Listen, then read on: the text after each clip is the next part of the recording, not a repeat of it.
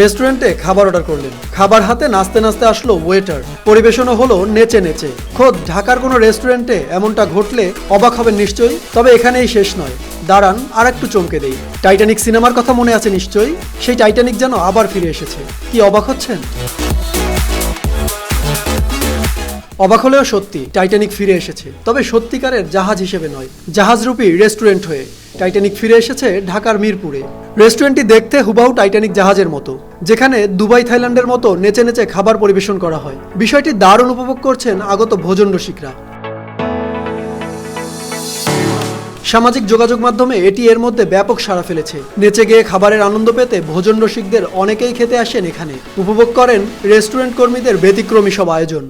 এখানে মনে করেন যে আমাদের বর্তমান আমি সোশ্যাল মিডিয়াতে দেখতেছি, টিকটকে সব জায়গায় রেস্টুরেন্ট অনেক ভাইরাল, টাইটানিক রেস্টুরেন্ট। নিচে নিচে খাবারগুলো পরিবেশন করে আমার কাছে অনেক সুন্দর ভালো লাগছে। এই জন্য আমি আরো আজকে ঘুরতে আসছি অ্যান্ড খাইতে আসছি এখানকার খাবারগুলো কিরকম টেস্টি। রেস্টুরেন্টের খোলামেলা ছাদ বাগান মন কেড়েছে প্রকৃতিপ্রেমীদের অনেকেই পরিবার নিয়ে আসেন কিছুটা স্বস্তির সময় পার করতে।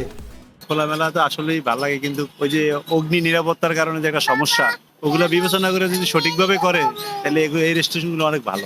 ভোজন রসিকদের আনন্দ দেওয়াকে উপভোগ করেন ওয়েটাররা। রেস্টুরেন্টে খেতে আসা মানুষদের আনন্দ বাড়িয়ে দিতে তাদের কতই না চেষ্টা। এটা আমার কাছে খুবই ভালো লাগে এবং এই যে আমরা নাচাগানা করি আর আমাদের গেস্টরাও খুব খুশি হয়। মূলত হচ্ছে আমাদের গেস্টকে খুশি করাটাই আমাদের এই নাচাগানা করার আর কি। খাবারগুলো নেচে নেচে গেস্টকে সার্ভিস করে দেই, তাহলে গেস্ট একটু খুশি হয়। এই কারণেই আমার কাছেও খুব এনজয় লাগে, আমার কাছেও ভালো লাগে, গেস্টও অনেক খুশি হয়। আমার নিজের কাছেও অনেক ভালো লাগে। আর আমরা এই খাবারটা পরিবেশন করি আর যাদেরকে আমরা পরিবেশন করি গেস্ট, তারাও এই খাবারটা নিয়ে তারা অনেক আনন্দিত, কারণ আমরা তাদেরকে আনন্দিত করছি আর হচ্ছে আমরা তাদেরকে বিনোদন দেই। আর আমাদের এই ফুডটা হচ্ছে এই ডান্সের জন্য স্পেশাল। প্রথমে এর নাম টাইটানিক ছিল না, অন্য নাম ঠিক করেছিলেন এর 4 উদ্যোক্তা। চলছিল সাজসজ্জার কাজ। উদ্যোক্তাদের মধ্যে একজন ছাদের কার্নিশে গিয়ে দাঁড়িয়ে প্রচন্ড বাতাস অনুভব করেন। তখন তার মনে পড়ে টাইটানিক সিনেমার কথা। বাতাসে তার অনুভব হয় তিনি দাঁড়িয়ে আছেন কোনো জাহাজে। উপরে একটা জায়গা আছে যেটা আসলে টাইটানিক শেপ করছি আমরা, ওইখানে আমি যখন উঠে হাতটা এরকম দিলাম, অনেক বাতাস আসার পরে আমার খুব ভালো লাগছিল। তো তখন জ্যাক আর রোজের কথা মনে পড়লো টাইটানিকের।